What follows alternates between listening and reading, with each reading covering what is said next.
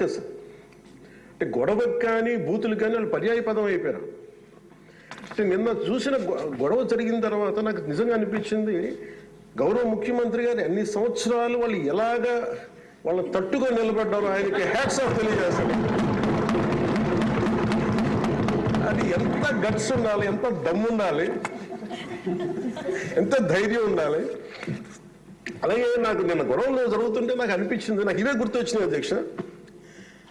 వాళ్ళు ఎప్పుడైతే పేపర్లు విసిరేసి అక్కడ దాకా వచ్చారో నాకు గుర్తొచ్చింది వివేకానంద రెడ్డి గారి హత్య గుర్తొచ్చింది. అంటే వాళ్ళ విధ్వంస విధానం చూశాను. అలాగే ప్రజావేదికని కూల్చిన విధానాన్ని గుర్తొచ్చింది అధ్యక్ష. 200 పైచిలకు ఆలయాలని విధ్వంసం గుర్తొచ్చింది అధ్యక్ష.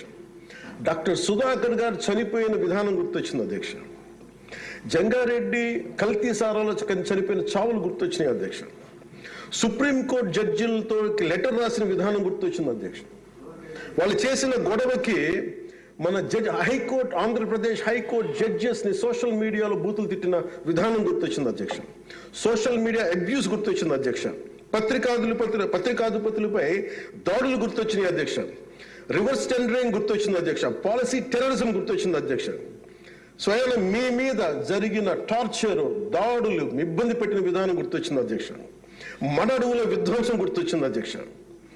చంద్రబాబు గారిని 53 రోజులు జైల్లో పెట్టి ఇబ్బంది పెట్టిన విధానం గుర్తొచ్చింది అధ్యక్ష. అమరావతి రైతుల్ని దారుణంగా రక్తాలు వచ్చేలా కొట్టి కేసులు పెట్టింది గుర్తొచ్చింది అధ్యక్ష. తిరుపతి కల్తీ లడ్డులు గుర్తొచ్చినాయి అధ్యక్ష. అబ్యూజ్ ఆన్ విమెన్ గుర్తొచ్చింది అధ్యక్ష. మన కళ్ళ ముందు వీళ్ళు విధ్వంసం తెలియజేస్తా ఉన్నారు. వీళ్ళు ఈ స్థాయిలో ఇక్కడ ప్రవర్తిస్తే దానికి సంబంధించి బయట ఇట్లాంటి గొడవలు జరుగుతాయి అధ్యక్ష. ఇది మారాలి అని చెప్పి మనం మాట్లాడితే ప్రజలు మనకి ఈ రోజున ఇంత అత్యధిక బలంతో మనల్ని ఇక్కడ నుంచోబెట్టారు అధ్యక్ష, ఇక్కడ కూర్చోబెట్టారు మనందరినీ. దీనికి గౌరవ ముఖ్యమంత్రి గారు ప్రదేశాలు చెప్తా ఉంటారు. అలాగే ఇది మినిమం గవర్నమెంట్, ఇది మన నరేంద్ర మోదీ గారు చెప్తారు, గౌరవ ప్రధానమంత్రి, minimum government and maximum governance అని. దాంట్లో భాగంగానే చాలా గ్రేట్ అడ్మినిస్ట్రేటివ్ రిఫార్మ్స్ పట్టుకొచ్చారు. ఈ రోజున వాట్సాప్ గవర్నెన్స్ కూడా ముందుకు తీసుకెళ్ళడానికి ఆయన అనుభవం. అంటే మేము ఈ ప్రభుత్వం చేస్తున్నది అధ్యక్ష, ఎక్కడ కూడా ప్రభుత్వం ప్రజలకి సామరస్యపూర్వకంగా ఉండాలి, ఎక్కువ సానుకూలంగా ఉండాలి, ఎక్కువ బాధ్యతలు పెట్టాలి, ఎక్కువ బరువు పెట్టకూడదు అనే విధంగా గౌరవ ముఖ్యమంత్రి గారి ఆధ్వర్యంలో నడుస్తూ ఉంది ప్రభుత్వం. మేమందరం ఆయనకి సహాయ సహకారాలు అందిస్తా ఉన్నాం అధ్యక్ష. Governor his excellency Abdul Nazeer గారికి రాష్ట్ర ప్రభుత్వ అధిపతిగా గవర్నర్ హోదాలో శాసనసభను ఉద్దేశించి రాష్ట్ర అభివృద్ధి భవిష్యత్ నమూనాను దిశానిర్దేశం చేసినందుకు వారికి నా హృదయపూర్వక కృతజ్ఞతలు. అలాంటి ఉన్నతమైన వ్యక్తి ఇస్తున్న సందేశాన్ని చూసి వైసీపీ వాళ్ళు బాయ్కాట్ చేయడం చాలా దురదృష్టకరం. ఇలాంటి ఆయన చూస్తా ఉన్నాను అధ్యక్ష. ఇట్లాంటి ఇబ్బంది పెట్టే సమయంలో కూడా ఆయన ఆరోగ్యం కూడా సరిగ్గా లేదు, జ్వరం వచ్చిన సమయంలో కూడా ఆయన ఎంత ఇబ్బంది పెడుతుంటే ఆయన చాలా సక్సెస్ఫుల్గా ఆయనకి ఇచ్చినందుకు మనస్ఫూర్తిగా వారికి నా ధన్యవాదాలు, నా కృతజ్ఞతలు తెలియజేస్తాను. చట్టసభలు, దేవాలయాలు లాంటివి రాజ్యాంగాన్ని పరిరక్షించేందుకు 5 కోట్ల ఆంధ్రప్రదేశ్ రాష్ట్ర ప్రజల భవిష్యత్తుని నిర్ణయించే వేదిక ఇది. అలాంటి సభను హుందాగా నడిపించాలని కూటమి ప్రభుత్వం అధికారులకు వచ్చిన రోజు నుంచి తరచుగా చెప్తూ గౌరవ ముఖ్యమంత్రి గారు పదే మా అందరికీ దిశానిర్దేశం చేస్తూ ఉంటారు. గతంలో కూడా మొదటి రోజు కూడా వారికి ఎట్లా రావాలి పెడితే లేదు మనం ఇబ్బంది పెట్టొద్దు, వాళ్ళకి 11 సీట్లు వచ్చినా కానీ పాపం వారికి ఇవ్వాల్సింది గౌరవం వాళ్ళకి ఇద్దామని చెప్పి ఏ రోజు కూడా ఇబ్బంది పెట్టి గబుక్కులు ఒక మాట అంటుంటే గౌరవ సభ్యులు కొంతమంది ఇక్కడి నుంచి అలా చెయ్యొద్దు, అలా మాట్లాడకండి అని అందరినీ చాలా సున్నితంగా మందలించారు ఆయన. ఇట్లాంటి ఉన్నప్పుడు వాళ్ళు ప్రవర్తించే విధానం చాలా బాధ అనిపించింది. మేమందరం 164 మంది సభ్యులు చాలా బాధ్యతగా వ్యవహరిస్తున్నాం అధ్యక్ష. భవిష్యత్తులో కూడా రాజ్యాంగ పరిరక్షణ, రాష్ట్ర ప్రజల సంక్షేమం, రాష్ట్ర సమగ్ర అభివృద్ధి జయంగా వ్యవహరిస్తామని సందర్భంగా గవర్నర్ గారికి శాసనసభ వేదికగా తెలియజేస్తాం.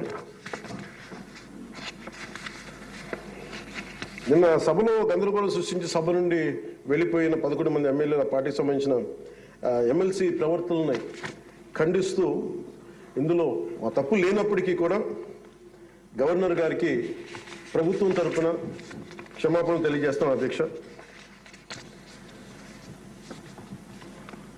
గౌరవ శాసనసభ స్పీకర్ శ్రీ అయ్యన్న పాత్రుడి గారికి, సభలో ఆసీనులై ఉన్న గౌరవ ముఖ్యమంత్రి శ్రీ నారా చంద్రబాబు నాయుడు గారికి, మంత్రివర్యులకు, శాసనసభ్యులకు, శాసనమండలి సభ్యులకు, అలాగే సభ నుంచి వెళ్ళిపోయిన వైసీపీ సభ్యులకు కూడా నా హృదయపూర్వక నమస్కారం.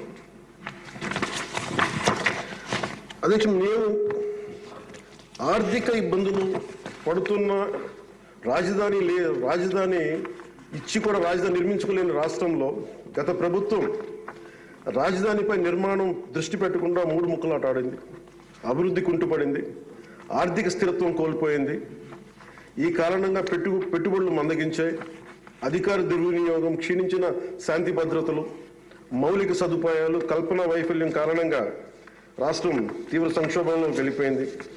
ఇలాంటి సమయంలో గౌరవ ముఖ్యమంత్రి శ్రీ నారా చంద్రబాబు గారి నాయకత్వంలో ఆయన ఈ సవాళ్ళను అధిగమిస్తూ ప్రభుత్వాన్ని స్థాపించాం.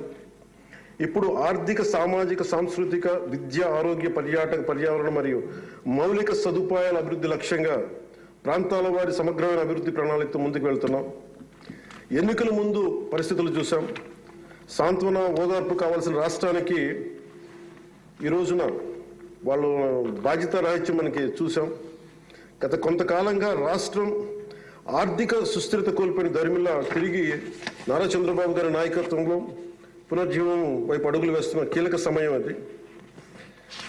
అదేవిధంగా ప్రభుత్వంలో పారదర్శకత, జవాబుదారీతనం తీసుకురావాలనే ఉద్దేశంతో పంచాయతీరాజ్ శాఖలో అవినీతికి ఎటువంటి తావు లేకుండా ఉద్యోగుల బదిలీల కార్యక్రమం చేపట్టడం జరిగింది అధ్యక్ష. గ్రామ పంచాయతీలో ఘనంగా జాతీయ వేడుకలు జరుపుకోవాలనే ఉద్దేశంతో గణతంత్ర దినోత్సవ వేడుకలను ఖర్చులను పెంచి పంచాయతీలకు అందించడం జరిగింది.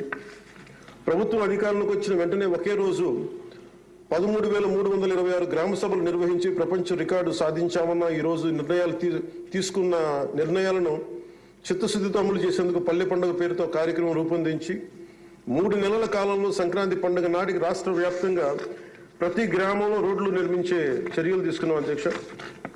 కేంద్ర ప్రభుత్వం గ్రామీణ అభివృద్ధి శాఖ ఆధ్వర్యంలో ప్రతిష్టాత్మకంగా నిర్వహించే మహాత్మా గాంధీ జాతీయ ఉపాధి హామీ పథకం ద్వారా విడుదలవుతున్న నిధులను పూర్తి స్థాయిలో సద్వినియోగం చేసుకుంటూ అభివృద్ధి కార్యక్రమాలకి వినియోగం చేస్తూ కేంద్ర ప్రభుత్వం చేత ప్రశంసలు అందుకుంటున్న విషయాన్ని సందర్భంగా మీకు తెలియజేస్తాం అధ్యక్ష. దాదాపు 4,500 కోట్ల వ్యయంతో 30,000 అభివృద్ధి కార్యక్రమాలను ప్రారంభించి రాష్ట్ర వ్యాప్తంగా 4,300 కిలోమీటర్ల సీసీ రోడ్లు నిర్మాణం చేపట్టడం జరిగింది అధ్యక్ష. గత ప్రభుత్వం 5 ఏళ్ల హయాంలో 1,800 కిలోమీటర్ల సీసీ రోడ్లు నిర్మాణం చేస్తే కేవలం 6 నెలల కాలంలో గౌరవ ముఖ్యమంత్రి శ్రీ నారా చంద్రబాబు గారి నాయకత్వంలో కూటమి ప్రభుత్వం 4,300 కిలోమీటర్ల నిర్మాణం చేపట్టింది. ఇప్పటికీ 3,000 కిలోమీటర్లు పూర్తి కాగా ఇంకో 1,300 కిలోమీటర్ల రోడ్లు నిర్మాణం ముగింపు దశకి చేరుకునే అధ్యక్ష. ఇవే కాకుండా పాడి రైతుల ఆదాయాన్ని పెంచేలా, పాడి పశువులకి రక్షణ కల్పించే ఉద్దేశంతో రాష్ట్ర వ్యాప్తంగా 22,500 గోకులాలని నిర్మాణం చేపట్టడం జరిగింది అధ్యక్ష. గత ప్రభుత్వం 5 ఏళ్ల కాలంలో కేవలం 268 మినీ గోకులాలు మాత్రమే నిర్మించింది అధ్యక్ష. వాళ్ళు 5 సంవత్సరాల కాలంలో వాళ్ళు నిర్మించింది 268 మినీ గోకులాలు అధ్యక్ష. ఎన్డీఏ ప్రభుత్వం నారా చంద్రబాబు గారి నాయకత్వం వచ్చింది 22,500 గోకులాలను నిర్మాణం చేపట్టడం జరిగింది. అలాగే పంచాయతీరాజ్ శాఖ నుంచి ప్రత్యేకించి గత ప్రభుత్వం ప్రతి శాఖలో కూడా అవినీతిని, నిధుల మళ్లింపు, దుబారా ఖర్చులు, నిర్లక్ష్య ధోరణి, భవిష్యత్ అవసరాలపై దృష్టి పెట్టకపోవడం వంటి కారణాలతో రాష్ట్ర భవిష్యత్తు వెనక్కి వెళ్ళింది అధ్యక్ష. దాని మీద గవర్నర్ గారి ప్రసంగం గ్రామీణాభివృద్ధి ప్రాముఖ్యత గురించి చాలా బలంగా నొక్కి చెప్పారు. రాష్ట్ర అభివృద్ధి, గ్రామాలే బలమైన పునాదికి ఈ ప్రభుత్వం నమ్మి ఆచరించి చూపిస్తుంది. గ్రామ సభల నిర్వహణ, ఉపాధి హామీ పనులు, గ్రామీణ మౌలిక వనరుల అభివృద్ధి, తాగునీటి సరఫరా, పారిశుద్ధ్య సౌకర్యాల ఒక ఉద్యమంగా పల్లి పండుగని ముందుకు తీసుకెళ్తున్నాం అధ్యక్ష. ఈ ప్రయత్నాల ద్వారా విజన్ 2047కి అనుగుణంగా మన రాష్ట్రంలోనే దేశంలోనే నెంబర్ 1 లక్ష్యంగా నిలబెట్టాలని మనస్ఫూర్తిగా మేమందరం కృషి చేస్తున్నాం అధ్యక్ష. అదేవిధంగా రాష్ట్రంలో ప్రతి ఇంటికి స్వచ్ఛమైన తాగునీరు అందించేందుకు ప్రతి ఇంటికి పంప్ కనెక్షన్, నీటి కనెక్షన్ ఇవ్వాలనే ఉద్దేశంతో కేంద్ర జలశక్తి సహకారంతో ఆధ్వర్యంలో చేపట్టిన జల్ జీవన్ మిషన్ గత ప్రభుత్వం నిర్వీర్యం చేశారు. దాన్ని ఎక్కడ పైప్ లైన్లు వేస్తున్నాం, ఎందుకు వేస్తున్నాం కూడా తెలియకుండా నీటి వనరులు లేని చోట పైప్ లైన్లు వేశారు. అలా నిధులను చాలా చాలా దుర్వినియోగం జరిగింది. ఇప్పుడు దాన్ని ముందుకు తీసుకెళ్తున్నాం అధ్యక్ష. అలాగే మేము వచ్చినప్పుడు ఎన్నికల సమయంలో కుల గణన మాత్రమే కాదు, యువతలో నైపుణ్య గణన జరగాలని మేమందరం కోరుకున్నాం అధ్యక్ష, గౌరవ ముఖ్యమంత్రి గారి ఆధ్వర్యంలో. దాని ప్రకారమే విద్యాశాఖ మంత్రి, హెచ్ఆర్డి మినిస్టర్ శ్రీ గౌరవ మంత్రివర్యులు శ్రీ నారా లోకేష్ గారి ఆధ్వర్యంలో ఈ రోజున ఇక్కడ మనకి మంగళగిరిలో దాన్ని పైలట్ ప్రాజెక్టుగా ఈ స్కిల్ డెవలప్మెంట్కి సంబంధించిన సెన్సస్ జరుగుతూ ఉంది అధ్యక్ష. మనస్ఫూర్తిగా వారికి నా ధన్యవాదాలు కృతజ్ఞతలు తెలియజేస్తాను అధ్యక్ష. అలాగే ఆయన నాయకత్వంలో వీసీల నియామకం 10 మెరిట్ ఓరియంటెడ్, బీసీలని కాదు అన్ని కులాలకి న్యాయం జరిగేలాగా దాదాపు 10 మంది మెరిట్ ఓరియంటెడ్ వీసీలు నియమించింది. మనస్ఫూర్తిగా వారికి నా అభినందనలు తెలియజేస్తాను అధ్యక్ష. అదేవిధంగా సామాన్యులకి వైద్య ఖర్చులు భారం కాకూడదనే ఉద్దేశంతో ఎన్నికలు ఇచ్చిన హామీ ప్రకారం 25 లక్షలు, 2.5 లక్షల నుంచి 25 లక్షల ఆరోగ్య బీమా అందించే లక్ష్యంతో ప్రణాళిక సిద్ధం చేస్తున్నందుకు మనస్ఫూర్తిగా ముఖ్యమంత్రి గారికి ధన్యవాదాలు తెలియజేస్తున్నాను. ఇందులో భాగంగా గత ప్రభుత్వం 1000 రూపాయల పెన్షన్ పెంచడానికి 5 ఏళ్ల సమయం తీసుకుంటే, కూటమి ప్రభుత్వం అధికారులు వచ్చిన నెల రోజుల్లోనే గౌరవ ముఖ్యమంత్రి శ్రీ నారా చంద్రబాబు నాయుడు గారి నాయకత్వం 1000 రూపాయల పెన్షన్ పెంచి ప్రభుత్వ యంత్రాంగంలోనే 1వ తేదీనే పెన్షన్ పంపిణీ కార్యక్రమాన్ని చాలా దిగ్విజయంగా పూర్తి చేయగలుగుతుంది. అలాగే ఆడబిడ్డలకు ఇచ్చిన మాట నిలబెట్టుకుంటూ సంవత్సరానికి 3 ఉచిత గ్యాస్ సిలిండర్లని అందజేస్తాం అధ్యక్ష. అలాగే భారత సంస్కృతి మూలం వసుదైక కుటుంబం, ప్రకృతితో మనుషులతో పాటు సకల చరాచర జీవజాలం చెట్లు పరిరక్షించుకోవాలనే లక్ష్యంతో అటవీ పర్యావరణ శాఖ దృఢ సంకల్పంతో పనిచేస్తున్న అధ్యక్ష. రాష్ట్రంలో పచ్చదనాన్ని 50% పెంచే ఉద్దేశంతో రాష్ట్ర వ్యాప్తంగా సుదీర్ఘకాలం జీవించే దేశీయ మొక్కల్ని పెంపకం చేపట్టడం జరిగింది. అలాగే ప్రత్యేక దృష్టి మనకి మన్యం, పార్వతీపురం, చిత్తూరు జిల్లాలో కూడా అటవీ ఏనుగుల నుండి రైతులు తరచుగా ఎదుర్కొంటున్న సమస్యలను పరిష్కరించేందుకు కర్ణాటక రాష్ట్ర ప్రభుత్వంతో కూడా forest minister Shri Karnataka forest minister Eshwar Khandre గారికి కూడా నేను వెళ్ళి కలవడం జరిగింది అధ్యక్ష. వారికి మనకు సంబంధించి ఇక్కడ టీం చేయడానికి అక్కడ కుంకి ఏనుగుల్ని మనకి తీసుకొచ్చేందుకు మనం చర్యలు తీసుకుంటా ఉన్నాం అధ్యక్ష. ఈరోజు నేను రాత్రి ముఖ్యంగా చిత్తూరు మన అన్నమయ్య జిల్లాలో జరిగింది, చాలా బాధ కలిగి దాదాపు 3 చనిపోయారు. దీనికి ప్రత్యేకంగా ఇప్పుడే సమీక్ష నిర్వహించి వస్తున్నాను అధ్యక్ష. ఇది మీ ద్వారా ప్రజలందరికీ కూడా తెలియజేయాలనుకుంటుంది ఏంటంటే, కొన్ని ప్రత్యేకమైన ఈ దేవాలయాలు కానీ కొన్ని అటవీ దాని కింద ఉన్నాయి అటవీ భూభాగంలో. నిన్న జరిగిన ఇన్సిడెంట్ అధ్యక్ష, అది రెగ్యులర్ రూట్ వాళ్ళు వాడలేదు అధ్యక్ష. ముఖ్యంగా ఫారెస్ట్ డిపార్ట్మెంట్ చెప్పింది ఏంటంటే, మీరు షార్ట్ కట్ కోసం ఎక్కడైతే ఏనుగులు ఉంటాయో అటు సైడ్ వెళ్ళారు అధ్యక్ష. ఆ వెళ్ళిన వ్యక్తి కూడా గతంలో అతని మీద రెడ్ స్టాండర్డ్స్ స్మగ్లింగ్ చేసే వ్యక్తి, అతను నాకు తెలిసి ఈ రూట్ అని చెప్పి దాదాపు 30 మందిని తీసుకెళ్ళాడు అధ్యక్ష. అందుకని చిన్న ఏనుగు ఉంటే గొన్న ఏనుగు లాంటిది, దాన్ని అది చూసి దాన్ని పంపించేయడానికి అరిస్తే మిగతా పెద్ద ఏనుగులకి దాడి చేసిన అధ్యక్ష. అందుకు ప్రత్యేకించి ఈ ఏనుగులు సంచరించే ప్రాంతాల నుండి ప్రజలందరికీ కూడా మీ ద్వారా నేను తెలియజేస్తుంది, మీరు ప్రిస్క్రైబ్డ్ రూట్స్లోనే మీరు దయచేసి ఫారెస్ట్ ఎవరైతే నిర్దేశించిన రహదారులోనే వెళ్ళండి మీరు అని చెప్పి మీరు దయచేసి మీ ఉద్దేశం తెలియజేస్తాం. లేదంటే అవి వాటి ఉంటున్న ఏరియాలోకి మన ప్రాంతాల్లోకి వెళ్ళి మనం ఆపదను కొని తెచ్చుకుంటామని మీకు తెలియజేస్తూ వాళ్ళకి ప్రజలు కూడా దీన్ని తెలుసుకోవాలని మీ ద్వారా తెలియజేస్తాం అధ్యక్ష. ప్రభుత్వం వచ్చిన వెంటనే గత ప్రభుత్వం అటవీ శాఖ మంత్రిగా పనిచేసిన వాళ్ళు కూడా 77 ఎకరాలు అధ్యక్ష, 77 ఎకరాల అటవీ భూమిని వాళ్ళు అన్యాక్రాంతం జరిగింది అధ్యక్ష. గౌరవ ముఖ్యమంత్రి నారా చంద్రబాబు గారి నాయకత్వంలో తిరిగి 77 ఎకరాలు మనం సీజ్ చేయడం జరిగింది అధ్యక్ష. తిరిగి దానికి తగ్గ శిక్షలు పడేలాగా చర్యలు తీసుకుంటాం అధ్యక్ష. గత ప్రభుత్వం తరచుగా ఎర్రచందనం స్మగ్లింగ్ గురించి వింటూ ఉండేవాళ్ళం. విదేశాల్లో ఎన్నోసార్లు మన రాష్ట్ర సంపద నుంచి ఎర్రచందనం పట్టుబడింది. ఉదాహరణకి మీకు ఒక సంఘటన చెప్తాను అధ్యక్ష, ఎంత నెగ్లిజెంట్గా ఉన్నారంటే, నేను కుంకి ఏనుగుల గురించి కర్ణాటకకి వెళ్ళాను అధ్యక్ష. వెళ్తే అక్కడ కర్ణాటక ఫారెస్ట్ డిపార్ట్మెంట్ వాళ్ళు చెప్తుంది ఏంటంటే, వాళ్ళకి థ్యాంక్ యూ చెప్తున్నారు. థ్యాంక్ యూ అని మాకు మీ వల్ల 125 కోట్ల ఆదాయం వచ్చిందని చెప్తున్నారు మీ ఆంధ్రప్రదేశ్ వల్ల. నాకు అర్థం కాలేదు ఏంటి సార్ అంటే, మనకి పచ్చని మన ఎర్రచందనం చెట్లు కొట్టేసి కర్ణాటకకి వెళ్ళిపోయినాయి. అక్కడ కర్ణాటక ఫారెస్ట్ డిపార్ట్మెంట్ వాళ్ళు పట్టుకొని దాన్ని వాళ్ళు స్వాధీనం చేసుకొని 2 విడతలుగా ఒకసారి 100 కోట్లు ఇంకోసారి 25 కోట్లు మన ఎర్రచందనాన్ని స్వాధీనం చేసుకొని వాళ్ళు ట్రెజరీలోకి జమ అయింది అధ్యక్ష. మన ఫారెస్ట్ డిపార్ట్మెంట్ అధికారులు కూడా తెలియదు అధ్యక్ష. ఇంకా ఆయన అటవీ శాఖ మంత్రి గురించి చెప్పకలే, 77 ఎకరాలు స్వాధీనం చేసుకున్నారు కాబట్టి అనేక జరిగిపోయింది, ఆయన పట్టించుకునే మైండ్లో లేడండి. అంటే ఇంత అడ్డగోలు దోపిడీ జరిగింది అధ్యక్ష. మన ఫారెస్ట్ డిపార్ట్మెంట్ కూడా నేను అడిగే వరకు నేను వెళ్ళి ఆ రోజు రివ్యూ చేయకుండా ఉండుంటే, ఆ రోజు వెళ్ళకుండా కానీ ఉండుంటే ఈ విషయం ఎప్పటికీ బయటకు వచ్చినది కాదు అధ్యక్ష. ఇలాంటి ఎన్ని జరిగినాయో కూడా దీని మీద గౌరవ ముఖ్యమంత్రి గారిని ప్రత్యేకించి, ఇది లా అండ్ ఆర్డర్ సంబంధించిన విషయం కూడా కాబట్టి మీరు ప్రత్యేక దృష్టి పెట్టాలి ఫారెస్ట్ డిపార్ట్మెంట్ అనేది కూడా నేను మీ దృష్టికి తీసుకొస్తాను గౌరవ స్పీకర్ వారి ద్వారా. అలాగే వన్యప్రాణుల సంరక్షణ, వాటి ఆక్రమణ వేటను నిషేధించేందుకు అటవీ శాఖ చాలా కఠినంగా వ్యవహరిస్తుంది అధ్యక్ష. తీర ప్రాంతాలను పరిరక్షించేందుకు మడ అడవుల పెంపకంపై ప్రత్యేక దృష్టి పెట్టడం జరిగింది.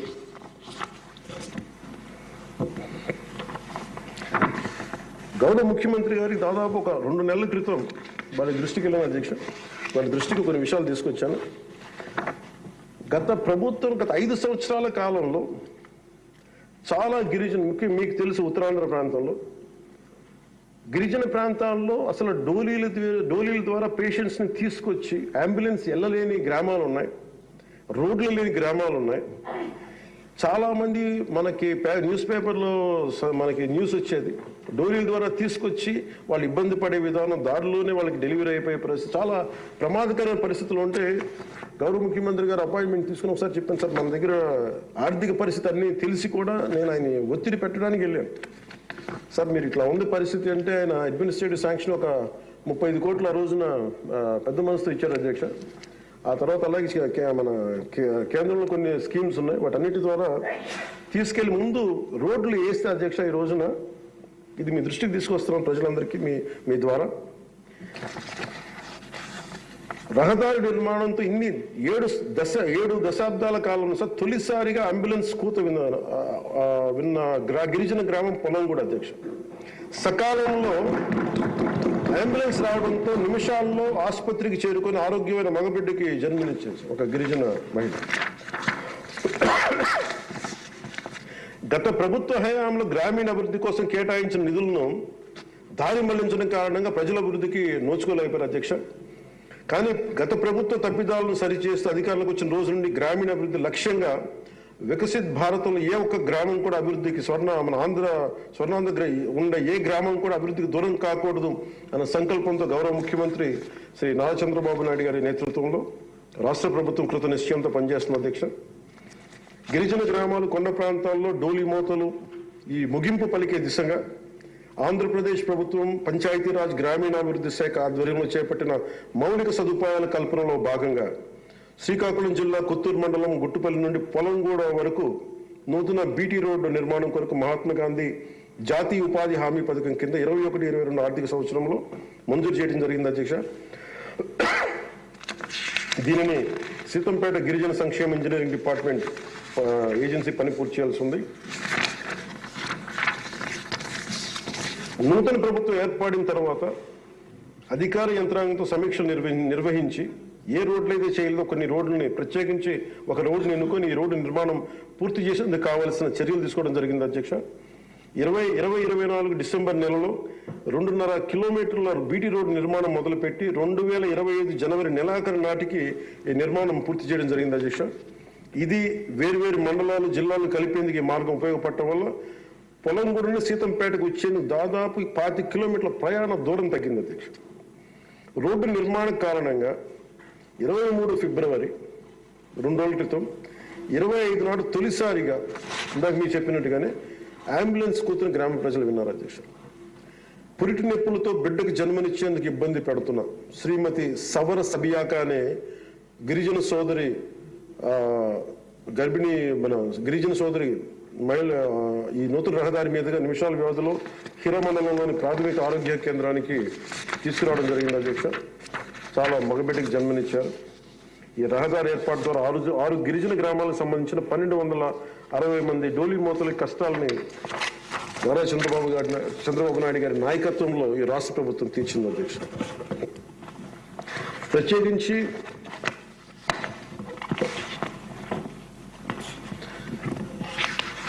ప్రధానమంత్రి గారికి ప్రత్యేక ధన్యవాదాలు మనందరికీ తెలియజేయాల్సిన, గౌరవ సభ్యులందరికీ తెలియజేయాల్సిన బాధ్యత ఉంది. ఆంధ్రప్రదేశ్ గత వారి పాలనలో, వైసీపీ పాలనలో నలిగిపోతున్న దశలో ఏ ఒక్కరికి కూడా నేను ఎంత నిర్లక్ష్యంగా, ఎంత దుర్మార్గంగా ప్రవర్తించిన విధానం ఇక్కడే చట్టసభలో అలా ప్రవర్తిస్తున్న రియల్ లైఫ్లో మీకు వాస్తవానికి వాళ్ళు ఎలా చేశారో తెలుసు. ఇలాంటి పరిస్థితుల్లో ఇంకొకసారి వాళ్ళ ప్రభుత్వం వస్తే పరిస్థితులు ఏమవుతాయి? దాదాపు సుదీర్ఘ 4 దశాబ్దాల అనుభవం ఉన్న ఆయన్నే, గౌరవ ముఖ్యమంత్రి గారిని 53 రోజులు జైల్లో పెట్టి యువ నాయకులు, ఐటీ మంత్రివర్యులు వారు నారా లోకేష్ గారిని కూడా జైల్లో పెట్టడానికి ఇబ్బందులు పెట్టి ప్రయత్నాల్లో మనకి అచ్చెన్నాయుడు గారు, గౌరవ మంత్రి అచ్చెన్నాయుడు గారిని ఇబ్బంది పెట్టిన విధానం ఇక్కడ మొన్న మొదటి మీరు వచ్చినప్పుడు ఎంతమంది ఇబ్బంది పడ్డారు అంటే మొత్తం దాదాపు 90% హౌస్ చేతులు ఎత్తారు అధ్యక్ష ఆ రోజున. అలాంటి పరిస్థితుల నుంచి నేను కోరుకున్న ఒకటే అధ్యక్ష, ఆ రోజున ఆంధ్రప్రదేశ్ 5 కోట్ల మంది ప్రజలకి మేము అండగా ఉండాలి, దానికి ఏమి చేయాలని చెప్పి ఎక్కడా కూడా ఓట్లు చీలకూడదని చెప్పింటే నన్ను తిట్టు లేదా అధ్యక్ష, అందరూ తిట్టన్నా. కానీ ఈరోజు నాకు ఆనందం ఏముందంటే అధ్యక్ష, ఈ రోజున గౌరవ ప్రధానమంత్రి నరేంద్ర మోదీ గారి దృష్టికి తీసుకెళ్లి, కేంద్ర నాయకత్వానికి తీసుకెళ్లి ఆ రోజున మాకు ఇది కావాలి, మీరు చెయ్యాలి అని చాలా ఇంపాసిబుల్ టాస్క్లు అడిగాం అధ్యక్ష ఆ రోజున. ముఖ్యంగా విశాఖ స్టీల్ ప్లాంట్ అధ్యక్ష, అధ్యక్ష మీకు తెలిసిందే ఇది. కానీ ఒకసారి మన అందరం కూడా దీన్ని గుర్తు చేసుకోవాల్సిన అవసరం చాలా ఉంది అధ్యక్ష. ఇది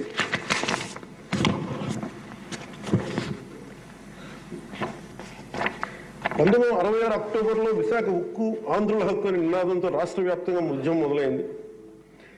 దాదాపు ఉద్యమంలోకి విద్యార్థులు పూర్తి స్థాయిలో వచ్చారు. 1966 నవంబర్ 1వ తేదీన రాష్ట్ర వ్యాప్తంగా నిరసనలు చేపట్టారు. లాఠీ చార్జీలు, కాల్పుల్లో 32 మంది చనిపోయారు అధ్యక్ష. వీటిలో ఒక బిగ్ లిస్ట్ ఉంది అధ్యక్ష, 32 పేర్లు. ఉదాహరణకు కొన్ని పేర్లు చూస్తున్న అధ్యక్ష: టి సన్యాసిరావు, అంజూరి అప్పారావు, తంగిళ్ళ సత్యం, పోలినేని ఏసయ్య, మస్తాన్, హబీబుల్లా రెహమాన్, బాలమురళీకృష్ణ, సాంబశివరావు, పరాంకుశ్ దాస్, తెలంగాణ జగిత్యాల నుంచి సాయిరెడ్డి, కాకినాడ నుంచి బాబురావు గారు కానీ, ఇలా పీలేరు, ఆదిలాబాద్, వరంగల్, పలాస, ఈ ఉమ్మడి రాష్ట్రం నుంచి ఇంతమంది చనిపోయారు అధ్యక్ష. ఇది ఒక ఇంపాసిబుల్ టాస్క్ అధ్యక్ష. దీనిని ప్రైవేటీకరణ జరిగిపోతుంది అని అంటే ఎంత బలమైన ఇబ్బందులు పెట్టారంటే అధ్యక్ష. ఆ రోజున వీళ్ళు ఈ రోజున కూర్చోబెట్టి వీళ్ళు చాలా ఎక్కువ మాట్లాడుతూ ఉన్నారు. వీళ్ళు ఆ రోజున 21 జనవరి 27న విశాఖ ఉక్కు పరిశ్రమలో పెట్టుబడుల ఉపసంహరణ డిస్ఇన్వెస్ట్మెంట్ కేంద్రం ప్రకటన చేశారు అధ్యక్ష. ఆ రోజున వీళ్ళు మద్దతు పలికారు అధ్యక్ష. వైసీపీ నాయకులు మద్దతు పలకటమే కాకుండా వాళ్ళు కూర్చొని మమ్మల్ని అందరినీ ఇరకాటంలో పెట్టాలని, అలాంటి పరిస్థితుల్లో నేను మా నాయకులు మనోహర్ గారు వెళ్ళాం అధ్యక్ష ఢిల్లీకి. వెళ్ళి ఇక్కడ సభ జరిగింది. సభ జరిగితే మేము ఆ రోజున కేంద్ర మంత్రి, హోంమంత్రి శ్రీ అమిత్ షా గారిని కలిసాం అధ్యక్ష. ఉక్కు ప్రైవేటీకరణపై నిర్ణయం మీరు పునరాలోచించుకోమని చెప్పాము అధ్యక్ష. ఒకటే చెప్పాము అధ్యక్ష, ఈ రోజున ఇంతమంది చనిపోయారు, దాదాపు 32 మంది. మా ఆంధ్రప్రదేశ్లో తెలంగాణకి తెలంగాణ అన్న భావం ఉంటుంది. మా ఆంధ్రప్రదేశ్కి దురదృష్టం ఏంటో దౌర్భాగ్యం తెలియదు. మాకు ఎప్పుడు కులాల భావం తప్ప మేము ఆంధ్రులు అనే భావన మాకు లేదు. ఒకే ఒక్క చోట ఆంధ్రులు అనే భావం ఎక్కడ వస్తుందంటే విశాఖ స్టీల్ ప్లాంట్ ఒక్క దగ్గరే ఆంధ్రులు అనే భావన వస్తుంది. అంటే మేము అది నేను చాలాసార్లు అనుకుంటూ ఉంటాను అధ్యక్ష, ఎందుకు విశాఖ ఉక్కు అనగానే ప్రతి ఒక్కరికి ఒక ఏకత ఉంటుంది, దాంట్లో ఐడెంటిటీ ఎందుకు ఉంటుందని ఆలోచిస్తే అధ్యక్ష 32 మంది యువకుల బలిదానం, దాని శక్తి దానికి ఉంటుంది అధ్యక్ష. అది కదిపేస్తుంది. అలాంటిది నేను ఒకటే చెప్పాను, మేము వెళ్ళి సార్ ఇది కనుక మీరు చేయగలిగితే అది ఎవరి చేతుల్లో లేదు, అది మీరు పెద్ద మనసుతో ఆలోచించి డిస్ఇన్వెస్ట్మెంట్ చేయమంటే వాళ్ళు ఒకటి చెప్పారు అధ్యక్ష. మేము గతంలో మీరు ఈ మినీ రత్న కంపెనీ ఉంది అధ్యక్ష, దానికి డ్రెడ్జింగ్ కార్పొరేషన్ ఆఫ్ ఇండియా అని, దాన్ని తీసుకోగలిగే కానీ దీన్ని తీసుకోలేమని చెప్పి మాకు కూడా ఏం చెప్పారంటే అధ్యక్ష, ఇది ఇంపాసిబుల్ అన్నట్టుగానే చెప్పారు అధ్యక్ష ఆ రోజున. కానీ నేను 2 చేతులు జోడించి మా ప్రయత్నం మేము చేశాం అధ్యక్ష. అదృష్టవశాత్తు గౌరవ ముఖ్యమంత్రి గారు ముందుకు తీసుకెళ్లారు అధ్యక్ష ఈ ప్రపోజల్ని, చాలా బలంగా తీసుకెళ్లారు ఆయన. అదే ప్రభుత్వం నిన్న అంత గొడవ చేసిన నాయకులు నిన్న వాళ్ళు ఏం చేశారంటే అధ్యక్ష, గతంలో దాన్ని స్టీల్ ప్లాంట్ ని ప్లాట్గా ముక్కలేసి అమ్ముకోవడానికి సిద్ధపడిపోయారు అధ్యక్ష. Really it's a shame. నేను మొన్న స్టీల్ ప్లాంట్ సంఘాల నాయకులు నా దగ్గరికి వస్తే అడిగాను, ఆ రోజున మీరు అంత గోల చేశారు కదా, మీరు మేము ఉన్నప్పుడే ఇంత గోల చేస్తారు, గౌరవ ముఖ్యమంత్రి గారు ఉన్నప్పుడే ఇంత మీరు చాలా ప్రజాస్వామ్యం ఇంత గోల చేస్తారు, ఆ రోజు అతను ఉంటే ఒక్కరు నోరెత్తపరేంటంటే కొడతారని భయమా మీకు అన్నాను. కామన్.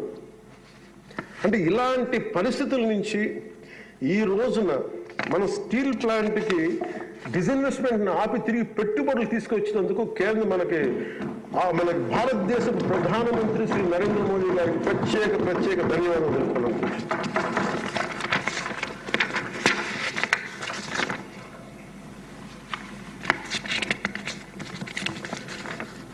ఆ రోజు విశాఖ స్టీల్ ప్లాంట్ పరిరక్షణకి అఖిల పక్షం ఏర్పాటు చేయాలి మేము అడిగితే అధ్యక్ష, వాళ్ళకి గత ప్రభుత్వ నాయకుల్ని రాష్ట్ర ప్రభుత్వం స్టాండ్ ఏమిటో చెప్పాలంటారు, విశాఖ స్టీల్ ప్లాంట్ ప్రైవేటీకరణ జరగకుండా ఉంటే ఎలా ఆపుతారు చెప్పాలని, ఇలా కబుర్లు చెప్తే చూస్తూ ఊరుకోమని వాళ్ళు మాట్లాడారు అధ్యక్ష. వైసీపీ నాయకులు కేంద్రం మా మాట వినదని చెప్పారు అధ్యక్ష. పదవులు కావాలి, బెయిల్ కావాలి పెడితే స్టీల్ ప్లాంట్ ఎక్కడి నుంచి వస్తుంది అధ్యక్ష? కేంద్ర ప్రభుత్వం ప్రవేశపెట్టిన ప్రతి బిల్లుకి మద్దతు ఇస్తున్నప్పుడు స్టీల్ ప్లాంట్ కోసం ప్రత్యేకంగా గనులు ఎందుకు అడగలేదని వాళ్ళు నిలదీశారు అధ్యక్ష. నేను చెప్పాను మీకు కార్యాచరణ ప్రకటించండి. మాకు ఆ రోజున ఒక ఎమ్మెల్యే ఆ ఎమ్మెల్యే కూడా మీరు తీసేసుకున్నారు, వైసీపీకి ఉన్నారు, మీకు టీడీపీకి ఉన్నారు. ఆ రోజు 175 మంది ఎమ్మెల్యేలు, 25 మంది ఎంపీలు ఒక ఐక్య కార్యాచరణ ప్రకటించండి అంటే అండగా ఉంటామని చెప్తే కూడా వాళ్ళు కాపాడుకోలేపారు అధ్యక్ష. కానీ నారా చంద్రబాబు గారి నాయకత్వం మేము కాపాడుకున్నాం అధ్యక్ష. స్టీల్ మేము చాలా గర్వంగా చెప్పగలం, చాలా గర్వంగా చెప్పగలం అధ్యక్ష. అలాగే దీన్ని ప్రత్యేకించి అధ్యక్ష, ప్రధానమంత్రి గారికి మన సభ నుంచి అందేలాగా ఆంధ్రప్రదేశ్ మన అమరావతి మన క్యాపిటల్ దగ్గర నుంచి వెళ్ళేలాగా అక్కడికి అందేలాగా వారికి నా కృతజ్ఞతలు తెలియజేస్తాను అధ్యక్ష. I take this opportunity to express my wholehearted gratitude to Honorable Prime Minister Sri Narendra Modi ji for his unwavering trust in the Andhra Pradesh government and for extending the immense support in every aspect of state development. मैं इस अवसर पर माननीय प्रधानमंत्री श्री नरेंद्र मोदी जी को आंध्र प्रदेश सरकार पर भरोसा दिखाने और विकास में सहयोग देने के लिए अपना आभार व्यक्त करता हूं. The Polavaram project, Adhyaksh, there are key things. One is Polavaram project. The central government stood by us. That is, number one is Polavaram project, the lifeline of Andhra Pradesh. The Polavaram project is crucial for irrigation, resolving the drinking water crisis across the state. Under the previous regime, the project faced severe neglect with less than 10% of the work completed, leading to unnecessary cost escalations and delays due to reverse tendering. After forming the new government, Honorable CM Sri Nara Chandrababu Naidu garu reassessed the project status and sought central support. The central government under the leadership of Sri Narendra Modi ji responded immediately, approving 12,157 crore for 24-25 and 5,936 crore for 25-26, ensuring rapid progress towards completion. The second one is Jal Jeevan Mission, Adhyaksh, safe drinking water for every household. The mission aims to provide 55 liters of safe drinking water per person daily through tap connections across 95.44 lakh households in Andhra Pradesh. The previous government failed to achieve even 1% progress in 5 years. The central government has sanctioned 27,000 crore for phase 1, boosting implementation efforts. The Andhra Pradesh government also has requested 54,000 crore for phase 2 and successfully advocated for an extension of the mission till 2028. And we acknowledge and we thank Honorable Prime Minister Sri Narendra Modi. And the major development projects worth 2.8 lakh crores. On June 7th, from Visakhapatnam, Honorable PM Sri Narendra Modi ji inaugurated and announced 2,08,548 crore worth of development projects, including Visakhapatnam Railway Zone for strengthening and connectivity and boosting regional transportation, Green Hydrogen Hub and Bulk Drug Park, positioning Andhra Pradesh as an industrial car leader, Chris City in Krishnapatnam Industrial Area, Tirupati District, enhancing economic opportunities, various national highway and railway projects improving infrastructure and connectivity, Urvakal Industrial Corridor driving employment generation in Rayalaseema region and reducing migration.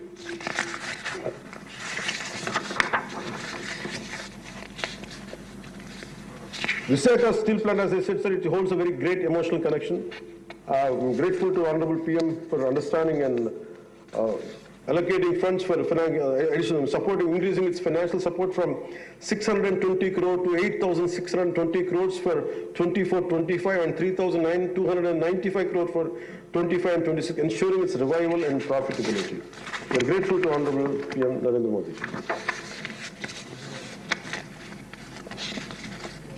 The central government has actively promoted regional heritage through Man Ki Baat and pilgrimage rejuvenation and spiritual heritage augmentation drive initiative, which is called, in short, the acronym is PRASAD initiatives. Andhra Pradesh Wooden Toys Tableau won a national award at the Republic Day Parade, bringing national recognition to our Andhra Pradesh craftsmanship. Commitment towards Vikasit Bharat 2047 on behalf of 5 crore Andhra Pradesh people.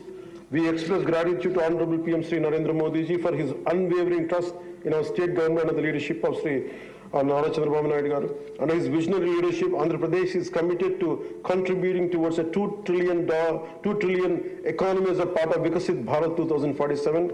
We all will work relentlessly to achieve Swarnandhra 2047, ensuring a prosperous and a developed Andhra Pradesh. Employment generation through Narega, the central government has allocated 5,621 crore under wage component and 3,233 crore under material component through Narega, which has generated 22.04 crore working days and provided employment to 73.27 lakh laborers, ensured 100 days of assured employment for 3.23 lakh families. Development of Amaravati and building a world-class capital. The YCP government neglected the construction of Amaravati and misused and diverted central funds, leading to uncertainty and loss of investor confidence. Due to the lack of stable government and clear policies, many international companies refrained from investing in Andhra Pradesh. The newly formed NDA government is committed to developing Amaravati as a world-class capital under the leadership of Sri Nara Chandrababu Naidu garu. So for this, central government has sanctioned 15,000 crore and assured continued support for timely completion of the capital.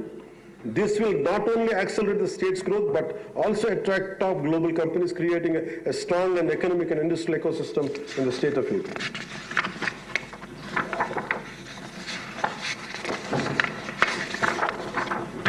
So once again, my sincere thanks to Honorable PM Sri Narendra Modi ji and all esteemed central ministers for their support in transforming Andhra Pradesh into a growth powerhouse. एक बार फिर आंध्र प्रदेश को विकास महाशक्ति में बदलने में उनके समर्थन के लिए माननीय प्रधानमंत्री श्री नरेंद्र मोदी जी और सभी सम्मानित केंद्रीय मंत्रियों को मेरा हार्दिक धन्यवाद। ఈ మాటలు మీకు చెప్పి సెలవు తీసుకున్న అధ్యక్ష, ముఖ్యమంత్రి శ్రీ చంద్రబాబు నాయుడు గారి సలహాలు సూచనలతో మేమందరం ముందుకెళ్తున్నాం అధ్యక్ష. అదేవిధంగా ఎన్ని ఆర్థిక ఇబ్బందులు ఉన్నప్పటికీ ఎన్నికల్లో ఇచ్చిన హామీలని చిత్తశుద్ధిగా చేసేలాగా నిరూపించుకుని మనకు పూర్తి చేసేలాగా ఒక్కొక్క అడుగు వేస్తూ రాష్ట్ర ప్రభుత్వం పనిచేస్తూ ఉంది. ఈ 5 ఏళ్ల కాలం పాటు అభివృద్ధికి దూరమైన రాష్ట్రం ఎలాగైనా సరే గాడిలో పెట్టాలి, యువతకు ఉపాధి అవకాశాలు కల్పించాలి, ప్రజలకి కనీసం మౌలిక సదుపాయాలు కల్పించాలి, రైతు కన్నీరు పెట్టిన రాష్ట్రంగా ఆంధ్రప్రదేశ్ను తీర్చిదిద్దాలి, రాష్ట్రంలో శాంతి భద్రతలు పరిరక్షించాలి, 2047 నాటికి స్వర్ణాంధ్రప్రదేశ్ సాధించి వికసిత్ భారత్లో $2 ట్రిలియన్ ఎకానమీ అవతరించి కీలక పాత్ర పోషించాలని ఆకాంక్షిస్తూ ఈ రాష్ట్రం అడుగులు వేస్తున్న అధ్యక్ష.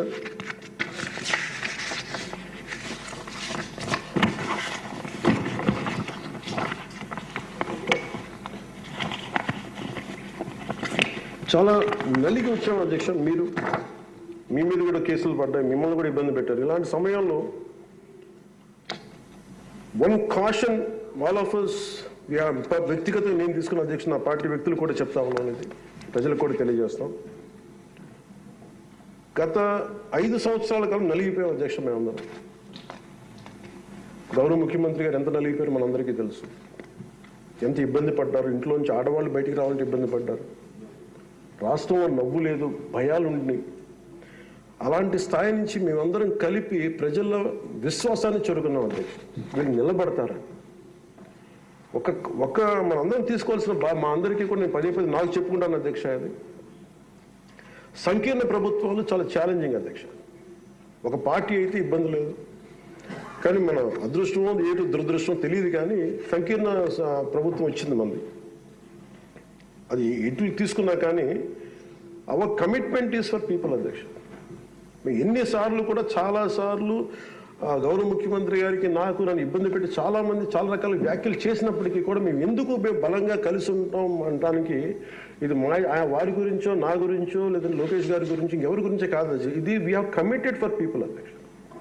మేము ఆంధ్రప్రదేశ్ ప్రజల కోసం మేము నిలబడి ఉన్నాం అధ్యక్ష. ఇబ్బందిగా ఉంటాయి కొన్ని, కానీ సంకీర్ణ ప్రభుత్వం కలిసి లేకపోతే మటుకు ప్రజలకి మేము ద్రోహం చేసిన వాళ్ళం అధ్యక్ష. ఎట్టి పరిస్థితుల్లో కూడా అధ్యక్ష మేము మీకు మాటిస్తున్నాం, ప్రజలకు మేము మీ ద్వారా మాటిస్తున్నాం. మాలో ఎన్ని ఇబ్బందులు ఎన్ని ఇట్లాంటివి వచ్చినా, ఎవరైనా మాట్లాడిన గౌరవ సభ్యులు ఎవరైనా మాట్లాడిన మేము ఇట్లా అధిగమించి ప్రజల్లో మన్నన చూరబోని 15 సంవత్సరాలు ఖచ్చితంగా మా ఎన్డీఏ ప్రభుత్వం ఉంటుంది. ఎన్ని ఇబ్బందులు ఉన్నప్పటికీ కింద పడతాం, మీద పడతాం, అవి మా ఇంటి విషయాలు అధ్యక్ష. అవి మన ఇంటి విషయాలు అవి, మన ఎన్డీఏ కూటమి విషయాలు, మన కుటుంబ విషయాలు.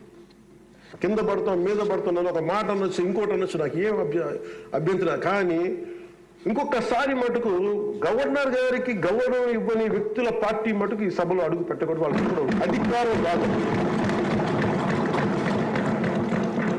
దీంట్లో మనం ప్రజాస్వామ్యం కేవలం ఎన్నికల విజయాలతో పరిపూర్ణం కాదు అధ్యక్ష. మంచి పరిపాలన అందించాలంటే జవాబుదారీతనంతో కూడిన చర్చలు అవసరం అధ్యక్ష. ప్రతిపక్షం అనేది లేదు. నేను చెప్పాను, మాకంటే ఒక సీట్ వచ్చినా మీరు ప్రతిపక్షంలో కూర్చున్నారు కానీ నేను సంతోషంగా ఉంటానంటే పాపం లేదు. మీ ప్రజలు మీకు ఇవ్వలేదు అవకాశం లేదు. మాకు దామాషా పద్ధతి ప్రకారం పర్సంటేజ్ ప్రకారమే మాకు ఓట్లు మాకు ప్రతిపక్షం కావాలంటే they should go to Germany అధ్యక్ష. అక్కడ ప్రాసెస్ ఉంది, అక్కడ ఫెసిలిటీ ఉంది, అక్కడ సౌలభ్యం ఉంది. మీరందరూ తలా కాంట్రిబ్యూషన్ చేసిన సభ్యులందరూ వాళ్ళకి కూర్చొని ఫ్లైట్కి వెళ్ళేసి పంపిస్తాం అధ్యక్ష. అంటే ఇక్కడ మనకున్న, అంటే మనం సరదాగా మాట్లాడుకున్న మనకున్న బాధ్యత, మనమే అధికార పార్టీ, మనమే మన గౌరవ ముఖ్యమంత్రి గారు చెప్పారు అధ్యక్ష, మనమే ప్రతిపక్షంగా కూడా ప్రవర్తించాలని. అంటే నిర్మాణాత్మక ప్రతిపక్షంగా యాజ్ ఎ కాన్షియస్ కీపర్గా. సింగపూర్లో మనకు తెలిసి PIP, people's action party, which is initiated by great leader Lee Kuan Yew, స్వీయ నియంత్రణ కోసం వాళ్ళు అధికారంలో ఉండటం కారణంగా స్వీయ నియంత్రణ కోసం అధికార పార్టీలోనూ విభిన్నమైన అభిప్రాయాలతో కూడిన చర్చలు చేస్తారు అధ్యక్షుడు. భారతదేశ స్వాతంత్రం వచ్చాక పార్లమెంట్ మొట్టమొదటి సమావేశ సందర్భం ప్రస్తుత సభకి ప్రజలు ఇచ్చిన తీర్పును ప్రతిబింబిస్తుంది. అప్పుడు ఇతర పార్టీ నుండి గెలిచిన అంబేద్కర్ గారిని న్యాయశాఖ మంత్రిగా నియమించారు. ప్రతిపక్ష జనసంఘ చెందిన శ్యాంప్రసాద్ ముఖర్జీ నెహ్రూ గారు మంత్రివర్గంలో చేర్చుకున్నారు. వారు బాబు రాజేంద్ర ప్రసాద్ గారిపై అనేక నిర్ణయాలపై విభేదించేవాళ్ళు. ఎమర్జెన్సీ తర్వాత వచ్చిన ప్రభుత్వంలో కాంగ్రెసేతర పక్షాలు వాజ్పేయి గారు కానీ, మొరార్జీ దేశాయ్ గారు కానీ, చరణ్ సింగ్ గారు విభిన్నమైన పక్షాలు భాగస్వామ్యం అయినాయి. నేటి ఆంధ్రప్రదేశ్ పరిస్థితి స్వాతంత్రం సిద్ధించిన తర్వాత లేక ఎమర్జెన్సీ తర్వాత దేశ పరిస్థితిని గుర్తు చేస్తున్న అధ్యక్ష. రెండో ప్రపంచ యుద్ధంలో కూడా బ్రిటన్కి జాతీయ ఐక్యత అవసరమైనందున లేబర్ పార్టీ నాయకుడు అట్లీ చర్చిల్ సంకీర్ణ మంత్రివర్గంలో మంత్రి అయ్యారు. మా పార్టీ, మా కూటమి పాత తరం విలువలతో కూడిన రాజకీయం చేస్తాం అధ్యక్ష. అందుకని ఇబ్బందులను నిలబెట్టాం.